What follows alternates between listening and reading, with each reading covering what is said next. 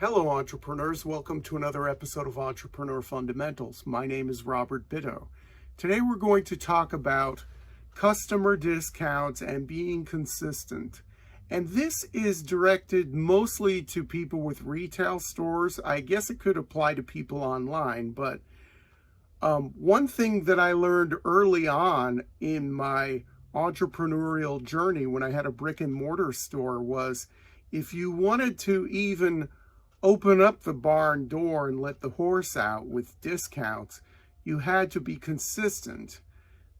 The first few years of my owning a retail store, I didn't know what to do with discounts. And it kind of hit me over the head, really, because people would come into my store and then they'd put the items near the cash register, in front of the cash register, ready to check out. And they'd say, hey, can you give me like 15% off on all this? Because look, I'm buying a lot. Or people would say, well, when it was really not a lot. And then people would say, do you give quantity discounts? And I thought, well, quantity discounts? What exactly does that mean? If you buy like 12 of one item, like a dozen, you get 10% off. What? Quantity discounts, that to a lot of people meant if I buy 6 things for $2 each, can you give it to me for 10 instead of 12? Little petty ante things like that. I mean, it was so annoying. And at the beginning, I kind of relented to some people. I'd say, you know, if it was like over $100 and then people ask for discount, I'd say, oh, well, okay, or I'll throw this in for free or whatever. And what I started to do after a few years of being in business, which was a good thing and maybe a topic for another video, is I got together occasionally with other small business owners, other store owners. A couple boutique owners were really cool to hang out with. One of them owned a really expensive art and arts and crafts kind of store. It was like my store, but 3 steps above. It was more like a gallery. I was selling mostly handcrafted items and, you know, things like that imported from Mexico, South America, and Central America. She was doing kind of a Latin theme, but there was fine art in her place, and she was in a higher rent district. And I had talked to her about discounts, and she said, well, once you open that barn door, you can't close it. And I didn't quite understand what she meant. And she said, you either give discounts to people, quantity discounts, or you make it known that your prices are fixed, like Target or Walmart, and that's it. For some reason, if you own a small store, people think that they can come in and negotiate with you. I don't get that. I never did that myself. And I know people in the comments section might mention, yeah, I do that all the time. And they think they're getting really good deals and stuff like that.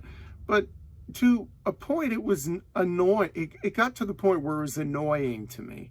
People were like, hey, can you give me a deal? Hey, can you give me a discount? What if I buy 3? And it's like, 3? Come on.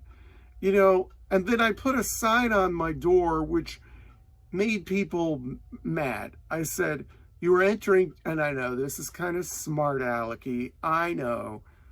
You're entering territory of the United States. This is not Mexico. The prices have already been negotiated for you. Or I said, the discount has been negotiated for you. I don't know. I put that on my door, and that really ticked off a lot of people because they didn't want to be told what to do. Well, whose store is it, right? So it's because I got tired of people asking for discounts, and I thought maybe it was because they were walking into my store and it seemed like a store down across the border, you know, like Lucy and Ethel go to Tijuana or something like that. I don't know. And where you can just negotiate and bargain and whatever to your heart's content. So I made a little joke about it, but it really ticked off some people. And then I took down the sign and just thought, okay, when people ask me for discounts, I say no. Because one of the things that bothered me about that is I didn't have much wiggle room for my products. My stuff was really cheap compared to other things like products, even stuff you'd find online. And I remember one woman, and I'm still friends with her on Facebook, and she would come in all the time and would ask me for discounts all the time. And I was like, you know, I don't do that. And you shop around, I told her. I said, you shop around and you buy decor from other stores that are similar to mine, and you know I have rock bottom prices, but you still try to chisel me. I was like, what is with that? And one time she came in and she wanted to buy a big Chulucanas piece. Now, Chulucanas pottery was from northern Peru, and it was popular maybe in the early 2000s, like 2005, 2006. It even got to the point where Target carried it in their short-lived World Bazaar that was between Christmas and Valentine's Day. I remember seeing the commercial for that on TV, and I thought, oh no, Target's going to bury me. But here I am, and Target stopped doing that like 15 years ago or whatever. They did it for a few seasons and it didn't fly. But anyway, Chulucanas black pottery was the big rave. And this lady came in and she saw a piece she liked. In fact, I will show you an example of Chulucanas pottery. These guys here, they're black pottery. See, big chubby dancing figures, pots too that were black and white pots.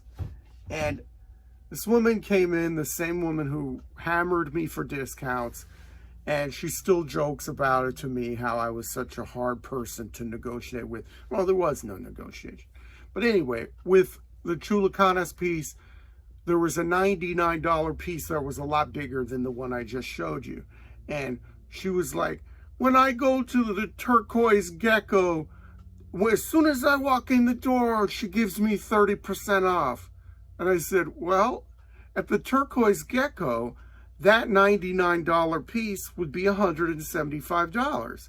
So if you're getting 30% off, then you're still paying $23.50 before tax more with your precious 30% discount than you paid with my store.